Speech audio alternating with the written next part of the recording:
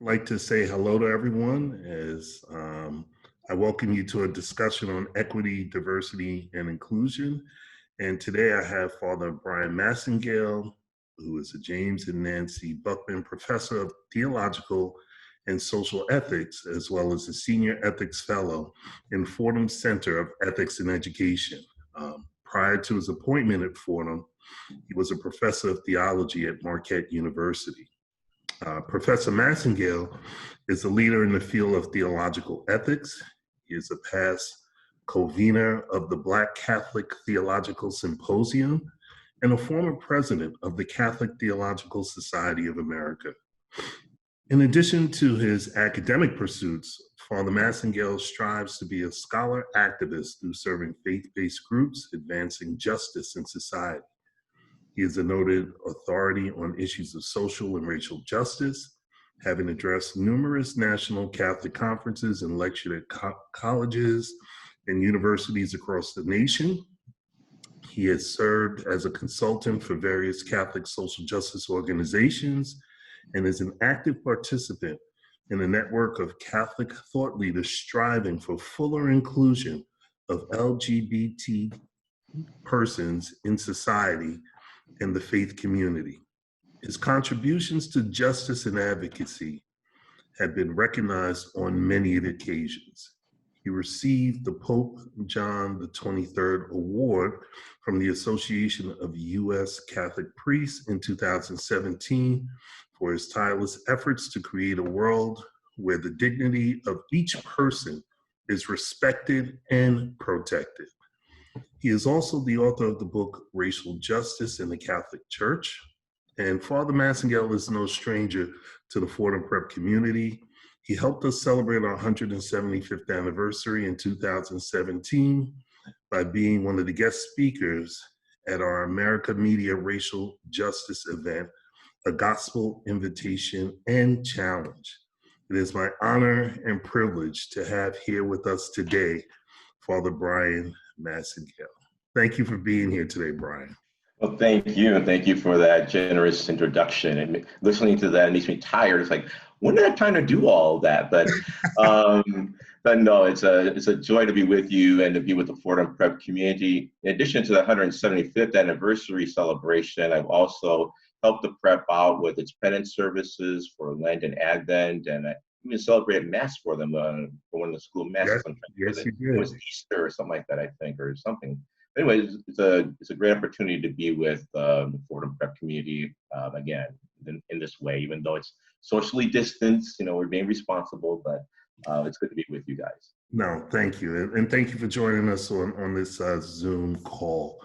And you're here because of a series of historic events that are happening in our country today. We're dealing with the COVID-19 crisis in our country, the social unrest caused by the deaths of Ahmaud Arbery, an unarmed 25-year-old Black man who was executed while jogging in Brunswick, Georgia, the Breonna Taylor incident, the George Floyd incident, the shooting of Rayshard Brooks in Atlanta by 2 police officers, and then even the more recent shooting of Jacob Blake in Wisconsin, which just happened, where he was shot in the back.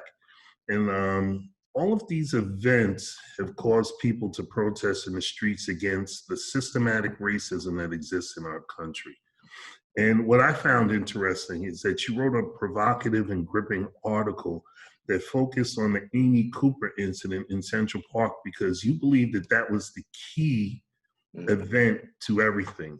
And we asked all our staff and faculty members to read that article as we return to start the new school year. And I wanted to sit down with you to see if you could give us some more insights about these issues of institutionalized racism and the idea of white privilege today. Sure. I'm happy to do it. Okay, so let's just dive right in. You start off the article with one of my favorite authors, James Baldwin. One of mine too, yes. Yeah, he is so provocative, and he was a man who was ahead of his time, in my eyes. Absolutely. But The quote that you used came from his speech at the University of California, Berkeley in 1979, which is a much-watched video, by the way. Mhm. And it reads as follows. Every white person in this country, and I do not care what he says or what she says, knows one thing. They know that they would not like to be Black here.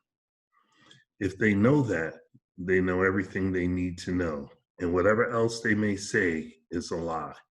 Now, why did you choose to lead off your article with that quote? I guess I was focused on what do we know about race, but that we seldom want to admit. And when you look at what was going on in Central Park, I think it's a microcosm or a case study of the dynamics that are going on underneath all the other police shootings. We could mention the disparate impact of COVID, but what's going on underneath all of that is that most white people, we know how race works in America. We don't necessarily want to admit that we know how race works in America, but we know how race works in America. Bluntly put, we know that being white makes life easier. And that's what Baldwin is trying to say in that piece, that no matter what we may say we know or don't want to admit that we know we would not want to be Black. And we know we would not want to be Black, then why not? And I think it's because deep down there is this subconsciously, rarely voiced directly out loud in full bright letters realization that being white makes life easier in America. We know how race works. We can debate about the academic understanding of racism or what the definitions we can give to it, but fundamentally, that much we know. We know how whiteness is framed in America. We know how Blackness or not being white is framed in America. And once we get to that deep, uncomfortable truth, then we can begin to have a more honest, intelligent, and effective engagement with this constant social scourge that we're dealing with. Well, I find it interesting that you say getting to certain truths because an important part of the article, a part that I found very interesting, is that list of assumptions that you put together for Amy Cooper and Christian Cooper. Mhm. And what do you say? Because when I read that list of assumptions, I was like, you use the word assumption, and everybody always has that saying, you shouldn't assume anything. Mhm. Mhm. But I found it, personally speaking, to be extremely accurate. What would you say to someone who says, look, Father Massingale, you're a great guy, but I do not agree with that list of assumptions? Mhm. I would say, okay, if you don't agree with it, then explain her behavior to me. In other words, I admit in the article that I'm not a mind reader. I don't know what's in her heart. However, I do know that she knew what she was doing. That's why she did it. He knew what she was doing. And when it came to light, we all knew what she was doing. So we all know what she is doing. What are the assumptions that are present that make us aware that we know what she is doing? In other words, she's a person, for some people may have forgotten what's happened here. Christian Cooper is an African American man who is bird watching in Central Park. Amy Cooper is a white woman who is walking her dog in Central Park. The park regulations clearly state that the dog should be on a leash. Christian Cooper asked Amy Cooper, to put her dog on a leash as required by the posted regulations in Central Park. And without thinking, as she says, she acted instantaneously. She said, I'm going to call the police and tell them that an African American man is harassing me. And then she does just that. So she injects race into the conversation. Now, why would she do that? And so the only way in which she do is that she was playing on images, assumptions that we make about white women in the presence of an African American man. And without going into great detail, we know instantly what that frame looks like. And why would she assume to tell the police that? In other words, she knows something about policing in America. She knows something about how police look at Black men in America. She knows something about how white people look at Black men in America. And she knows that Black people know how white people look in America. That's why she could threaten him with the police.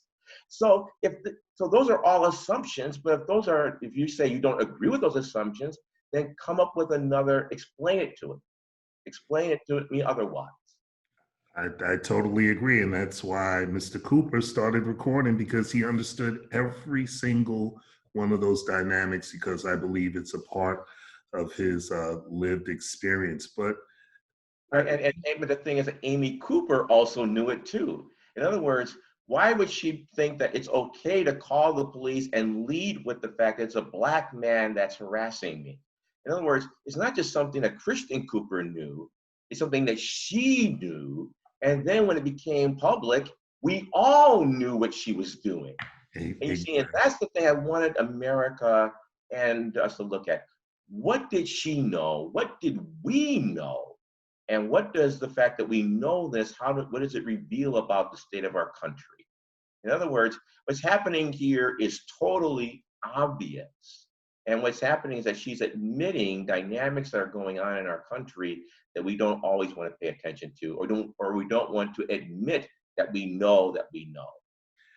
And I think in admission, because that's why I wanted to talk a little bit about that question, it challenges us. And I wanted you to talk about in what ways, now that we've talked about some of these assumptions, what does it challenge us to do? Well, one, I think it challenges us to go beyond the rationalizations that we kind of give. In other words, oftentimes when people are confronted with this information, or they're confronted with information of racial injustice, we can do several things. We can kind of minimize it, saying, well, it's not as bad as people say it is. Or we justify it in some way, saying, well, he must have done something to cause the situation. He must have done something to make her feel uncomfortable or make her feel threatened. Or another thing we simply do is we deny that it even happened. So we say, well, the assumptions are just wrong. Or we explain it in another way. For example, now the reason I'm going through all these assumptions is that I'm quoting to you the reactions I've gotten in my email from people who said that obviously he did something to deserve this, or he did something to provoke this. Or someone saying, well, the issue isn't really race, the issue is broken parent families. And that if Black people didn't come from single parent homes, then we wouldn't have these problems in America. And at which point I point out, well, wait a minute. I was raised by two parents, and yet I've had those kinds of interactions with police. And so I think what happens is when we admit that we know what's going on, it breaks through all of the defenses that we erect to keep from facing the very difficult, uncomfortable truths. Because once we face the fact that we know what we know, now we have to address the deeper question, now what? What do I do with this information? Now I'm called to conversion, now I'm called to responsibility. Whereas if I can deny that I know, or if I can explain it away in some way, then I don't have to take responsibility for it. But once I admit that I know what's going on and I know that we're not living in a just situation, now I'm called to, okay, what do I do with this? And that's a very uncomfortable place to be. I know, I agree, because many people will say to themselves, well, I understand those assumptions, but I'm a good person, so everything is all right. And what do you say to those good people? Right, and I'm glad you brought that up, because that's the reason why I chose Amy Cooper. Some people have said that you're talking about Ahmaud Arbery, who was shot while running, and Breonna Taylor, who was shot in her home, and George Floyd, who was killed in the middle of a Minneapolis street in broad daylight. And yet I focused on Amy Cooper and Christian Cooper, and you would say, well, that situation doesn't seem to be as serious, and that's the reason why I do it. Because Amy Cooper is a good person. she's a good person. You know, she, according to the news reports, she voted for Hillary Clinton. In other words, she is not the dyed-in-the-wool racist that makes it easy to dismiss her. And she said that she worked on reflex. And that's the key, is that you can be a good person and still be adversely affected by your environment. And so we're in crisis situations and we react in a strange way, and we're like, where'd that come from? And good people, good and bad are not, you know, opposites or binaries. We can be good people and still be affected by the environment in which we were raised. And by growing up in America, it is, I'm going to say this, it is impossible to not be negatively affected by the racial assumptions that we make of people of color. These are things that, you know, many white people have learned from their family, from their friends, and no one gave them an explicit lesson in this. It's what they observed from behavior, watching their family, watching their friends, watching their grandparents, watching the kind of jokes that were being told, watching whose history is being taught in school and when. All of those become the ways in which the racist ideas of our society become inbred in us, even despite our actions, even despite our being good people. We still have absorbed these negative ideas and impressions. No, I totally agree with you. And then, you know, we as educators here at Fordham Prep, we have a special responsibility to be aware of that. So in your article, you mentioned this term and phrase that I love, the skillful miseducation, which I don't think anyone does purposely. But what advice would you give to teachers about how they can combat this skillful miseducation, where many times what we teach leans towards this whiteness and this privilege, not by, you know, some angry choice, but just by the natural nature of living in America? Right. I think part of it is that I said that in order for our country to get to a better place, we have to understand that there are things that we have to unlearn about our history, and that most of us have been taught a very, I would say, sanitized notion of our history. So, for example, we learned that there was a period in the United States in which lynchings occurred, in which Black people, especially Black men, were victims of racist mob violence. However, when we're taught that, we're taught it in a very sanitized way. We're not talking about the real brutality of that event. We rarely look at the pictures of the photography, that people actually took pictures of this and sent them through the mail of people being mutilated, burned, skinned alive, castrated. We're never taught that history, not in its ugliness. And because of that, then we're not prepared for how that history lives on today. So, for example, as I said in the article, we're not taught that for a 30-year period, on average, once every third day for 30 years in a row, a Black life, most likely a Black man's life, was being taken by vicious mob violence. Now, why do I say it that way? Because that's what happened for a 30-year period every third day. When the Black Lives Matter movement came into fruition, there was the statistic that every 28 hours, a Black life was being taken and killed. In other words, we have no understanding that we are living in a time now that is more racially violent than during the darkest days of Jim Crow segregation. But because we're not taught that history, we have no way of really understanding our present. So the first thing I would say as Fordham educators is to realize, okay, first, we've all been taught a rather, limited, sanitized understanding of our history. That means the burden is upon us then to have the courage to learn the truth and to teach the truth to our students. And there are a number of books now and resources that are becoming available to people to do that. The second, I think for Fordham people is to realize that most of the Fordham faculty are good people, okay? You don't go into Catholic education if you don't have a good heart, okay? You really don't. And so there are really good people there, but it means that good people have to then find the courage to say, yes, I'm a good person, but yet there are things that I have learned in my own history that I need to be aware of. And it doesn't make me a bad person, but it means that I have implicit biases in my own life that I need to look at and I need to own.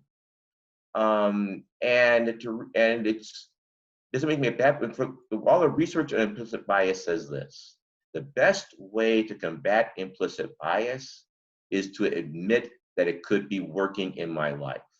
And once I admit that it's a possibility to be working in my life, then I guard against it, and then I actually minimize its impact.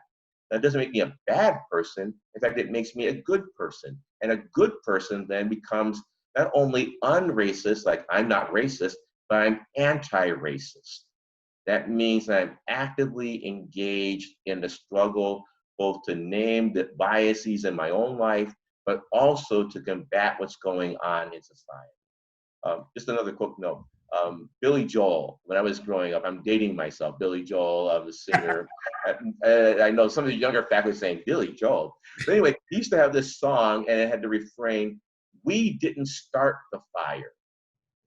And I think many good people want to say, well, I didn't do anything. I'm not racist. I would never use the N-word. And I would say, you're right. You didn't start the fire, but just because you didn't start the fire doesn't mean we don't have a responsibility to help put out the blaze when we encounter it. And that's what I would like to see the community of Fordham Prep embrace. That maybe, okay, maybe you are a good person. Maybe you don't do these terrible things. But just because you didn't start the fire doesn't mean we don't have a responsibility as Christians to help put the fire out and to repair the damage that's been caused.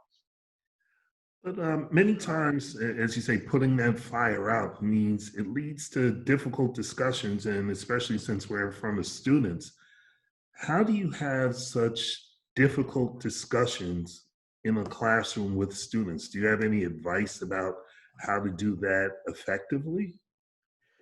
You're talking to someone who's been doing it for his entire educational career. I teach courses on racial justice in the Catholic Church. I teach a course on Martin Malcolm Baldwin in the church. So I'm always talking to mixed race classrooms about these issues. And the first thing I always tell them is that this is difficult stuff. If it were easy, we wouldn't have to have this conversation. The second thing I tell them is that when we have this conversation, we're going to have uncomfortable emotions. When I first started doing this, I remember once there was a point where you could tell as a teacher when the students have checked out. And I realized that the students were like, they shut down. And it wasn't because the material was difficult. So this is like an inspiration. I said, tell me what you're feeling. And we filled up the board with emotions such as nervous, I'm afraid, I'm scared, I'm angry, I'm upset, I'm confused, I feel helpless, I feel overwhelmed. I just filled the board up with all those words. And then we filled them up. I had everyone look at them and I said, if you're feeling these things, that makes you normal. And I said, okay, when you feel these things, acknowledge the feeling and then come back in. I think that's that's another thing we can do. And I said, we're going to have a difficult conversation, but we're going to have a conversation that maybe your parents don't even want to have, but we can do it because I know you can do it. And when you do as an educator, we know that when we summon our students to be the best, they usually give us their best. Yes, indeed. As an educator, I would realize that the best, they tell you in school that the number one predictor whether a student can learn is whether the teacher believes the student can learn. If teachers believe that students can't learn, guess what? The students don't learn. So if I summon my students and say, we're going to engage in a difficult conversation, but I know you can do this, and I know we can all do it if we all work together, 9 times out of 10, my students rise to the occasion. I think if we frame it in such a way that we realize that if you feel certain emotions, It's okay. But don't let those emotions keep you from engaging the material. And we check in with them in terms of how they're doing. But yet we keep telling them, yes, this is difficult, but but this is important, and you can do it. Students do this. And as educators, we're always having difficult conversations with students. We're talking to them about their performance in the classroom. We're talking about their behavior. We're talking about lots of difficult things. And I think the problem is, when it comes to race, that we think, oh, that's a bridge too far. We can't go there with them. And it's like, no, we can. And I've seen it even with high school kids. They want this conversation. But I think what happens is that, I also tell them this. I tell them, no one in America grows up knowing how to have a conversation about race in an interracial situation. I mean, whites talk about race among themselves, and blacks, we talk about race among ourselves. And I heard a very good authority that Latinos talk about race among themselves. But when we get together, it's like this conspiracy of silence. It's like we can't go there. And I realized, okay, we're all learning how to have this important conversation in a mixed race situation. And as long as we realize we're all learning how to do this, it's okay. So I think the one thing is not to be afraid of the conversation. Our students can rise to the occasion if we let them know that we believe that they can do it. I mean, those are inspiring words. And I actually agree with you. I believe, as talking to you as a Black educator in a Catholic school, race is a dichotomy that is very present in everything that I do. So I actually feel comfortable in those uncomfortable spaces because it's a necessary conversation. It's something that I see that you can't avoid, and to avoid it is just not, it's not acceptable. So it brings me. And let's talk about why it's not acceptable. I think it's not acceptable because, one, it's not reality, and we're trying to help our students deal with reality, but it's not acceptable for us as a Catholic institution, as a Jesuit institution. It's not acceptable. We are failing in our mission of, cura personalis. We're not caring for our students of color if we say that we're not going to talk about a reality that affects them every day. We're not caring for cura personalis if we're not helping our white students to deal with the society, because they're being affected by the racial dynamics around us also. We're not really creating, leaders for tomorrow, or men with and for others, if we're going to send them into a society where they're not even skilled at dealing with these conversations, or they've been taught by our silence that this is a conversation that's best avoided. Then we're not really training men with and for others. And the other thing is that, the most subversive word in the Ignatian lexicon, in my experience, is magis.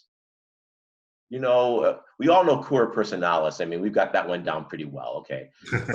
But if you ask anyone in Jesuit education about anything about it, we can also say cura personalis. It kind of trips off. It's the only Latin phrase that comes tripping off the tongue. But magis, though, is the most subversive word, because it's the more, the greater. It's the reason why the Society of Jesus has been called to go to the frontiers, because we're never to be settled or satisfied with the status quo, with the way things are. Built into the Jesuit charism, I'm not a Jesuit, okay? I've learned all this, but I went to a Jesuit college. I've been teaching in Jesuit colleges, and I mean, I'm probably the most Jesuit non-Jesuit that there is. But magis means that we're always striving not only to make ourselves better, but to make our society better for the greater glory of God. And if we're going to be summoned to be people living the magis, then we have to be willing to go to the frontiers, to go where our society is somehow hesitant to go. The apostolic preferences that the Society of Jesus has recently developed calls us to be accompanying young people in their daily struggles. And the moment that we're in now, one of those major struggles is the struggle for racial justice. Because our students of color are frankly traumatized and fearful because they see what's going on. You can't read the news and hear of another Black person getting shot and not think, could this happen to me? I mean, they're bringing that, that's there. And so we need, if we're going to be with our students, we need to go there. We need to ask our white students, what does it mean for you to be a man with and for others, especially for the others that are part of your Fordham community? But then the other thing is that we need to also be, as Jesuit educators, Ignatian educators, we need to be willing to go where our society is sometimes hesitant or fearful to go, because that's the magis. We're called to that uncomfortable place, that cutting edge place. I mean, Pope Francis said to the Society of Jesus, wherever life is on the cutting edge or the fringe, that's where we're called to be. That's the magis. And maybe that's the reason why we'd rather talk about cura personalis, because it makes us feel good. Exactly. Magis calls us to go to the boundary, the frontier, that place where we would ordinarily not want to go.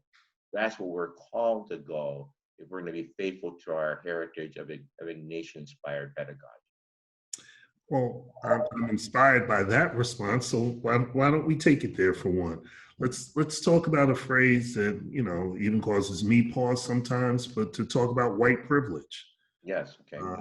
And it's a difficult conversation to have, but there's some people who think the concept of white privilege does not exist at all, that it's made up.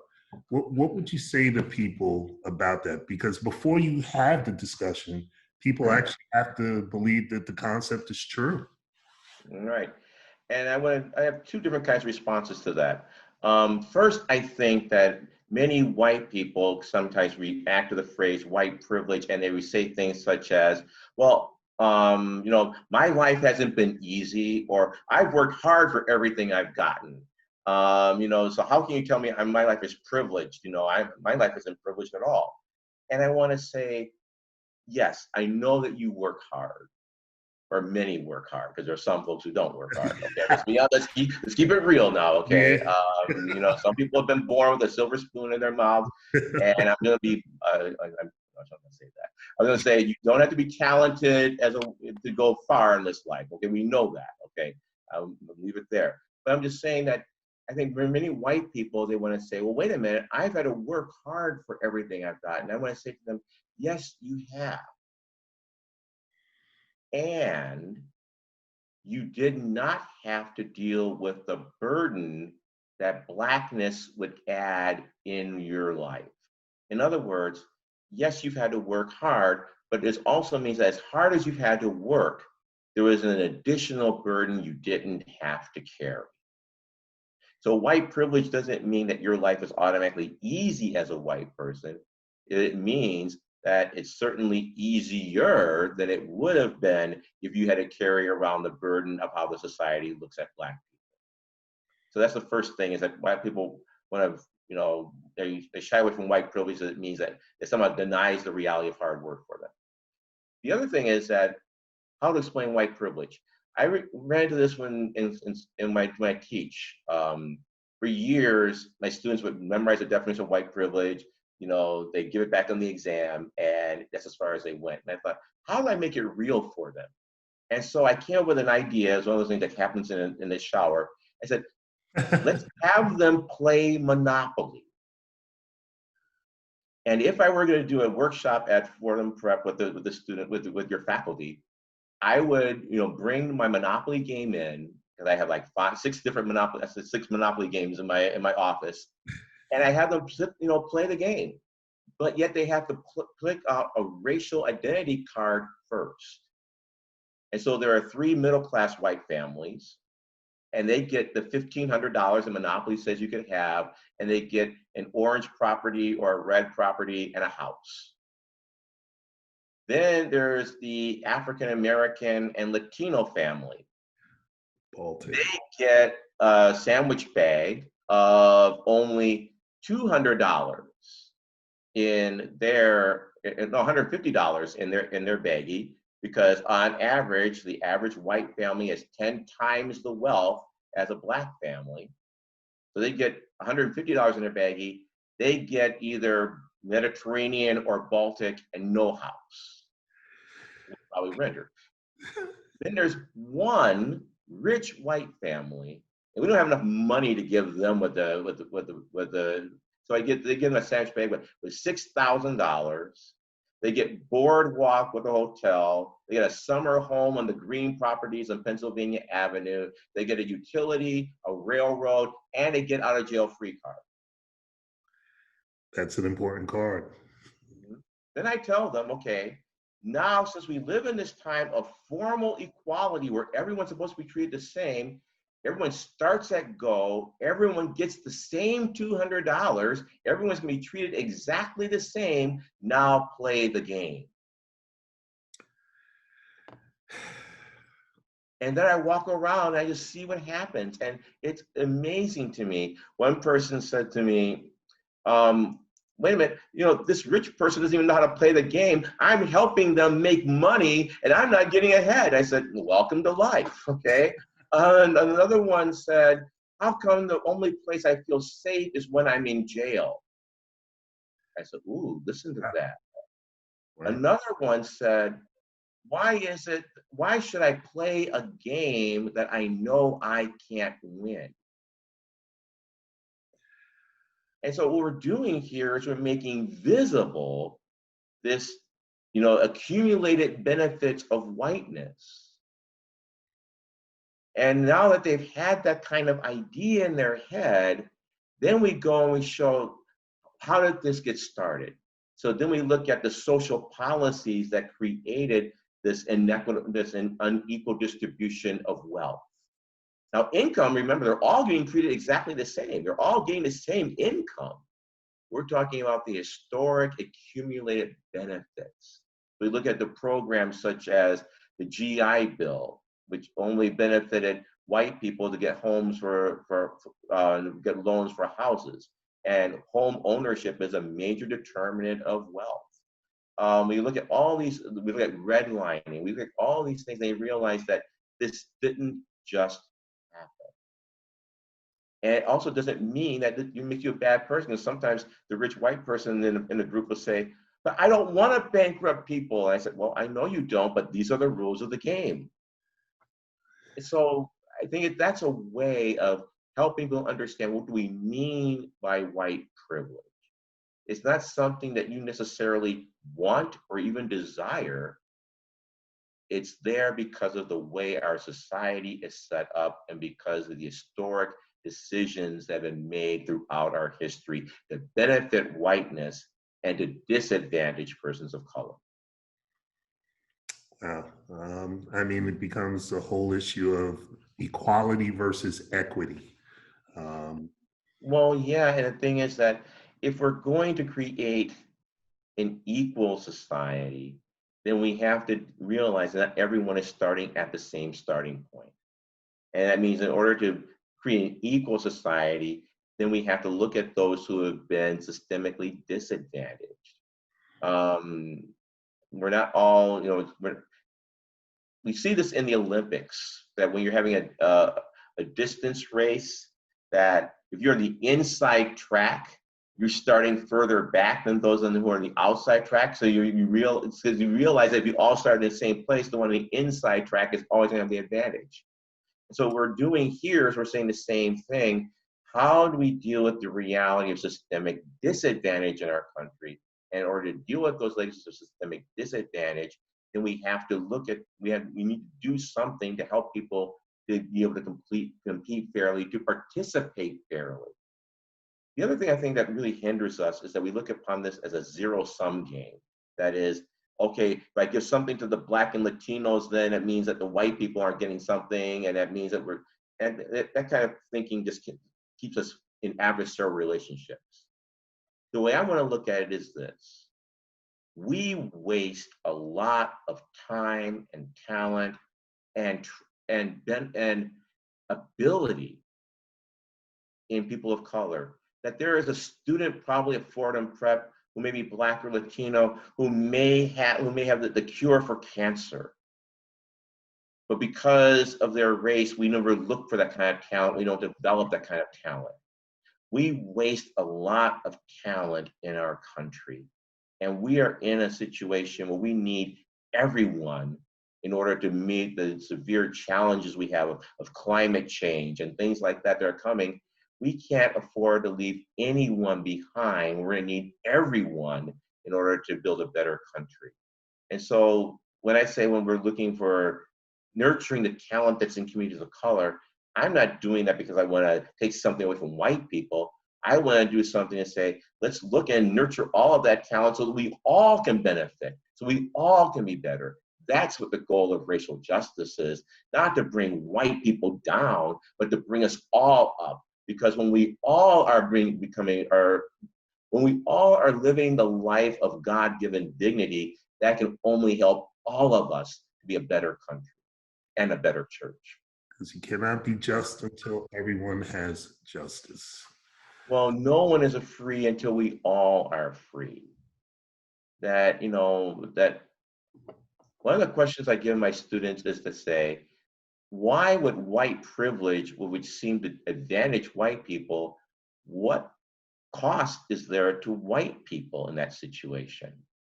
And my students have to think about that. And white students will say, living in a society of white privilege means I'm compromising my moral integrity. Because they say that, I've learned, and this is a white student saying this, I've learned that life is easier when I don't challenge other white people. When they say and do things that I know are wrong and I don't speak up. And he said, that costs me. He said, it doesn't cost me dollars, but he said, it cost me something more. It cost me my integrity. And I thought, wow. And I think that when we realize that when we have a racially just society, it doesn't mean that white people are being excluded. No, this is the way in which we all are included and we all become better. That only helps us become a better, it only helps Fordham Prep become a better school. It helps us become a better nation. Well, I wanted to first thank you for your effort in helping us become a better school, because Father Devron enlisted your help to help put together our DEI action plan. So what I wanted to ask you is, why do you think that's an important step for our institution? Because we do have all those principles that we talked about in Jesuit principles, but why putting together a DEI action plan? Why is that important? It's important because it gives flesh to all of those noble principles. I mean, it's one thing to talk about the noble principles of cura personalis and men and forum with others, but what does that mean at this time, in this place, in this moment? And I think with the DEI principles and program, and what it does is it fleshes out what does it mean to be a Jesuit Ignatian institution of secondary education in this moment, at this time, in this place. That our students are exposed to all of this. They can't turn on the news. They can't look at their Twitter feeds. They can't look at their Facebook, without knowing that we're living in a time of severe racial tension. And if we can't talk about that at Fordham Prep, then to be honest, we're not worth the tuition dollars that we're charging our students and their families. Amen. That we need to make those principles of men, forum with others, and cura personalis real and concrete for this moment in society that we live in. And this is what the DEI is doing.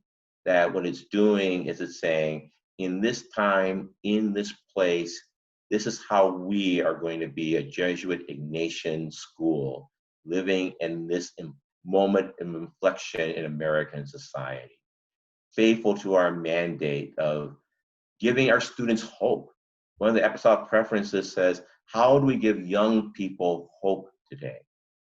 And part of how we give young people hope today is by taking the present crisis seriously and showing them that as people of faith, we are not only not afraid to engage this moment, but we have an important contribution to make precisely because of our Jesuit Ignatian heritage.